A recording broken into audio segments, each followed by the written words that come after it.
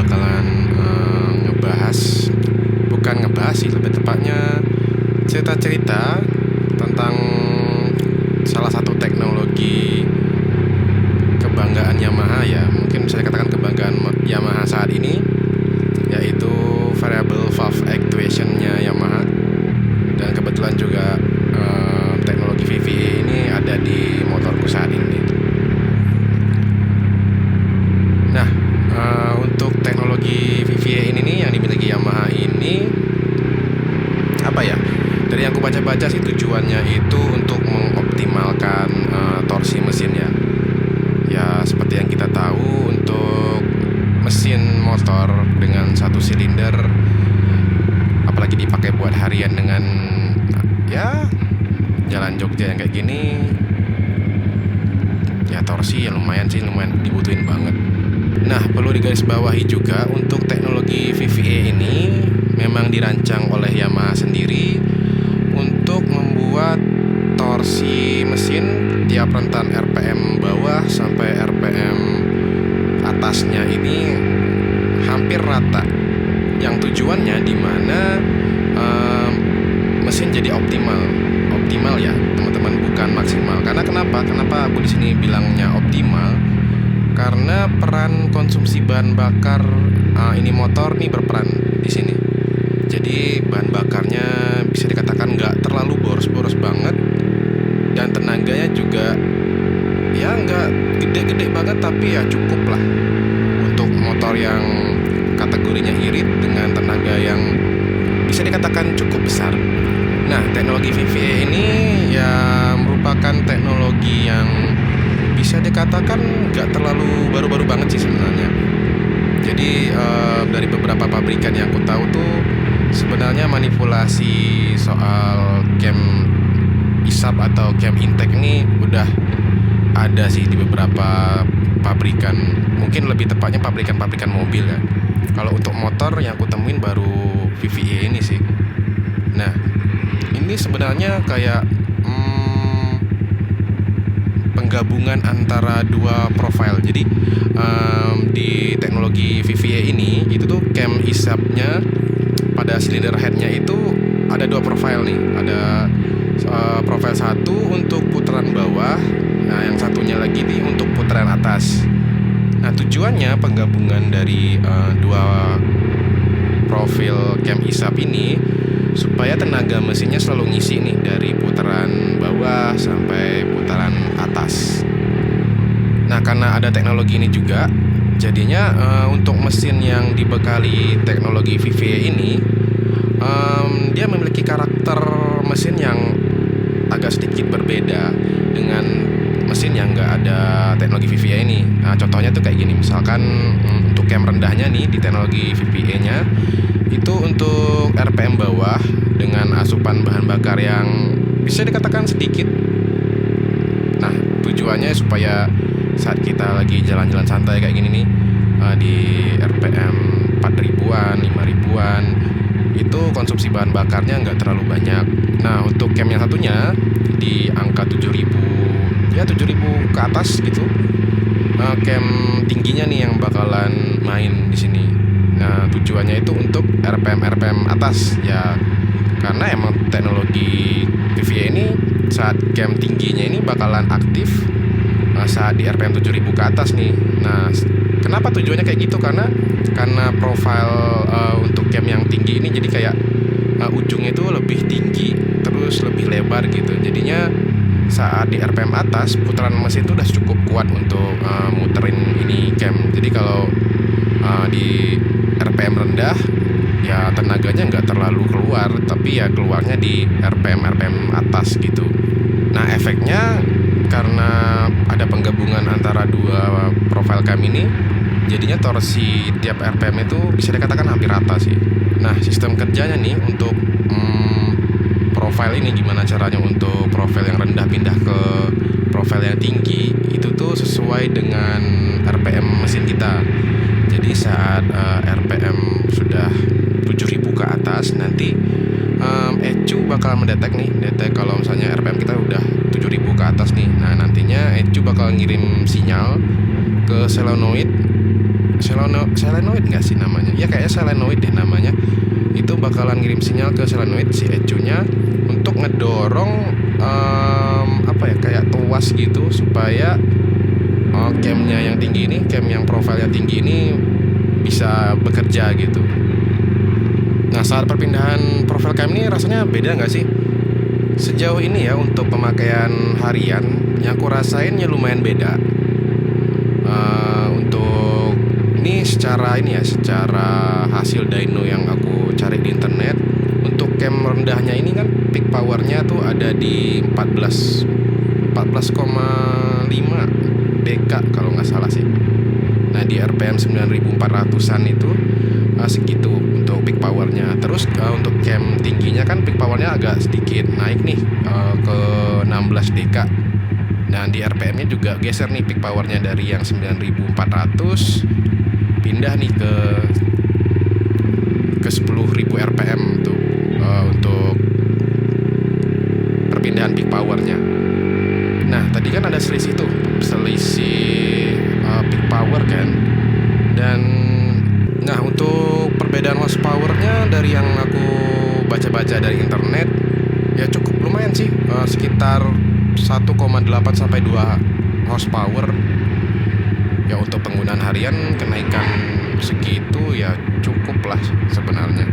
Nah untuk orang awam kayak aku ini yang ibaratkan nggak ngerti-ngerti banget soal permesinan dan teknologi motor saat ini, itu bakalan ada pertanyaan gitu di kepala, itu kok bisa dan kenapa dengan teknologi VVA kayak gini nih peak power motor tuh bisa berubah, terus horsepowernya juga jadi nambah.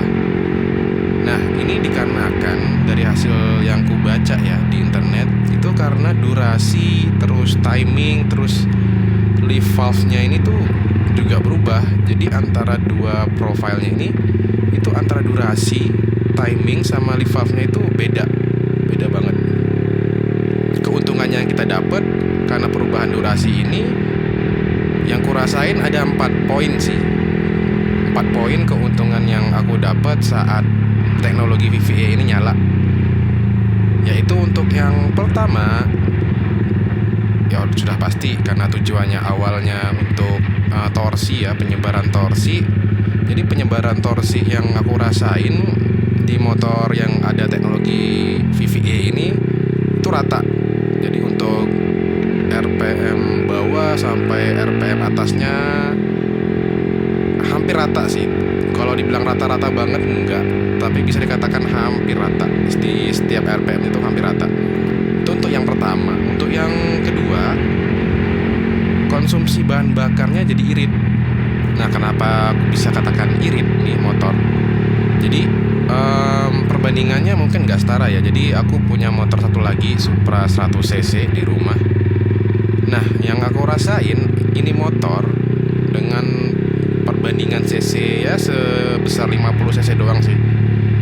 Ini iritnya itu nggak terlalu jauh beda, asalkan kita cuma pakai cam yang rendah. Jadi letan RPM kita tuh ya palingnya cuma 4.000, 6.000, nggak nyampe 7.000 lah, nggak sampai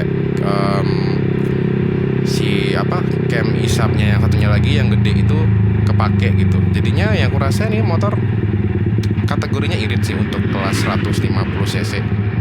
Terus untuk keuntungan yang nomor 3, baik lagi ini sebenarnya 4 keuntungan ini yang aku rasain ya. Untuk keuntungan nomor 3, misalkan dengan kondisi tertentu, misalkan aku mau riding malam gitu, lagi sepi. Nah saat aku lagi pengen main di RPM atas, torsinya tuh enak, seriusan cukup banget untuk main-main di RPM atas. Jadi ya seperti yang aku bilang tadi, torsinya rata, jadinya karena ada penambahan tenaga sebesar berapa tadi, 1,8 sampai 2 HP tadi. Jadi saat main di RPM di atas 7.000, ini motor cukup enak, tenaganya ya cukup lah sebenarnya, enak banget. Itu untuk keuntungannya nomor 3 yang aku rasain dengan adanya teknologi VVA ini ya di motorku ini. Kemudian untuk yang keempat, saat aku pengen maju nih motor nih dari RPM bawah terus sampai mentok ke limit gitu. Ya maksimal aja untuk tenaganya oke, speednya ya cukup. Ya walaupun ini nggak kenceng-kenceng banget ya cukup untuk kelas motor harian kelas 150 cc ya cukup. Ya untuk penggunaan harian yang 4 keuntungan tadi yang kurasain ya dengan adanya fitur VVA ini ya sangat membantu sih, sangat membantu banget untuk penggunaan harian, apalagi kayak di jalan-jalan Jogja kayak gini. Nah sayangnya ini untuk VVA ini baru ada di kelas 150 cc sih. Ya aku sih pengennya ya kelas 250 atau kelas 300 cc ada sih ini teknologi VVA ini. Untuk kelas 150 aja udah cukup membantu banget loh, apalagi untuk kelas di atasnya, untuk kelas 250 atau 300 cc membantu banget. Tapi kalau untuk kelas 600 aku rasa nggak perlu sih ini teknologi kayak gini, karena dilihat dari mesin yang R6 atau R7 atau R1 sekalipun itu udah cc nya gede, jadi ya teknologi kayak gini ya nggak perlu banget lah. Terus juga untuk motor kelas kayak gitu ya orang mungkin mikir 2 kali sih untuk pakai buat harian. Nah sebelum itu bagi teman-teman yang nonton videoku ini mungkin tertarik atau penasaran atau pengen nyobain nih teknologi VVA ini, sebenarnya dari Yamaha-nya sendiri udah ngeluarin teknologi VVA ini untuk berbagai jenis varian motor yang dia keluarin sih. Yang aku tahu nih untuk yang kelas Matic itu untuk nomor satunya ada NMAX. Malah kayaknya NMAX duluan ya yang pakai teknologi VVA ini. Iya seingatku tuh NMAX yang pertama pakai VVA. Terus yang kedua ada Aerox ada VVA nya juga. Terus Lexi, ya Lexi untuk kelas Matic-nya 3 itu sih yang aku tahu yang pakai VVA. Nah kalau untuk kelas motor lakinya atau motor sportnya yang aku tahu agak lumayan banyak ya untuk motor yang pakai VVA ini. Yang pertama ada ya R15 V3, kalau V2 nya belum ada. Nah selain R15 V3, V4 sama R15M itu pakai juga VVA. Terus selain motor sport firingnya Yamaha untuk naked nih lumayan banyak nih pilihannya. Untuk yang pengen gaya-gaya retro itu ada XSR 150 itu ada VVA nya ada. Kemudian Vision R tuh pakai. Terus untuk selain Vision R MT15 juga ada nih, VVA nya ada. Terus untuk motor yang enak buat trabas WR 155 kalau nggak salah sih namanya ya, WR 155 ada VVA. Nah kalau untuk kelas motor bebeknya aku nggak tahu ya nih untuk e-making yang sekarang ada di Indo itu udah ada fitur VVA nya atau enggak. Soalnya aku punya temen yang make e-making, tapi ya e-making tahun lama sih, nggak yang tahun-tahun sekarang. Itu belum ada tuh VVA nya, belum ada. Dengar-dengar nih untuk kelas bebek e-making bakalan disematin VVA juga sih. Dengar-dengar aja yang aku baca-baca di internet tuh kayak gitu. Cuman ya tuh sekarang aku belum nemu sih e-making yang make VVA. Nah kalau untuk masalah keawetan sih yang aku rasain selama 1 tahun pakai motor R15 V3 dengan teknologi VVA yang ada di dalamnya, aku masih belum tahu sih. Sejauh ini aman-aman aja. Dan aku juga udah coba nyari literasi di internet, siapa tahu ada pengalaman orang yang make motor dengan VVA terus ada kerusakan di VVA nya. Sejauh ini aku belum nemu. Cuman yang aku temuin itu kalau misalkan dari ECU-nya nggak ngedetek si solenoid-nya ini, solenoid buat hidupin apa sih namanya itu tadi, cam isapnya yang satunya lagi profile yang gede itu, nanti di speedonya bakalan keluar kode 84. Nah keluarnya kode 84 ini pun bukan pas saat misalkan soketnya kita copot nih, itu bakalan langsung keluar kode 84 itu enggak. Nah, nantinya tuh bakalan keluar kode misalkan nih saat soketnya nggak aku pasang nih misalkan, terus aku gas nih motor sampai nanti di speedo tuh keluar logo VVA itu. Nah, saat keluar logo VVA, ECU-nya nggak ngedetek solenoidnya, nah itu bakalan keluar tuh kode 84. Nah, untuk cara ngatasinnya ini cukup mudah ya, nggak sampai harus bawa ke bengkel sampai reset ECU atau segala macamnya, nggak. Nah, itu kita cukup mastiin aja soketnya ini terhubung, jadi ECU bisa ngebaca solenoidnya. Terus motor kita gas sampai di RPM 7000 ke atas. Ya gampangnya sampai di speedo tuh bakalan keluar logo VVA gitu di speedo. Nah, nanti otomatis si kode 84-nya ini bakalan mati, bakalan nggak ada keluar lagi. Terus cek engine-nya bakalan mati.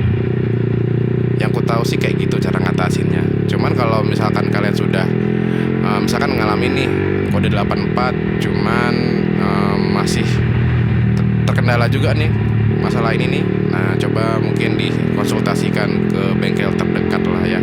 Takutnya terjadi apa-apa sama kabel sih. Tapi setahu aku kalau misalnya kabelnya aman, terus si ECU-nya bisa ngebaca solenoidnya, itu bakalan berhasil sih yang tips tadi. Nah, sebelumnya kan tadi aku di awal video ngomong juga kalau aku tidak terlalu berharap teknologi kayak gini nih ada di R6, R7 atau R1 atau R1M. Aku lebih berharap di R25 atau enggak R3. Untuk R125 juga aku nggak terlalu berharap sih ini teknologi ada. Nah, itu ada beberapa alasan sih. Untuk R6 ke atas, R7, R1 atau R1M, kenapa aku nggak terlalu berharap? Karena ya untuk kapasitas mesinnya udah gede, ya torsinya udah auto gede, dan untuk kencengnya ya itu udah motor udah kenceng gitu. Jadinya VVA nggak terlalu ngaruh-ngaruh banget sih. Nah, kalau untuk R125, kenapa nggak aku masukin ke list yang ya cocok untuk disematkan VVA? Gampangnya gini sih, untuk nomor 1 mungkin alasannya R125 nya aja udah goib banget di Indonesia tuh, udah ya bisa dikatakan cuman ya berapa sih, yang aku tahu cuma 1 orang deh yang punya R125 di Indonesia sendiri. Nah, kalau untuk alasan nomor 2, R125 sepertinya emang didesain untuk ya bukan untuk pasar Indonesia dan bukan untuk jalan Indonesia juga sih. Untuk kelas motorsport 150 cc itu untuk alasan nomor 2. Nomor 3, di Indonesia orang punya R125 di Indonesia yang nggak mungkin pakai itu motor buat harian gitu ya, karena emang langka itu motor, susah banget nyarinya. Ya emang nggak dipasarin di Indonesia juga untuk kayak R125 atau R3. Cuman ya aku lebih setuju kalau R3 sih pakai VVA dibanding R125. Ya mungkin segitu dulu teman-teman untuk video kali ini. Jangan lupa like, comment, dan subscribe, share juga video ini. See you in the next video and ciao.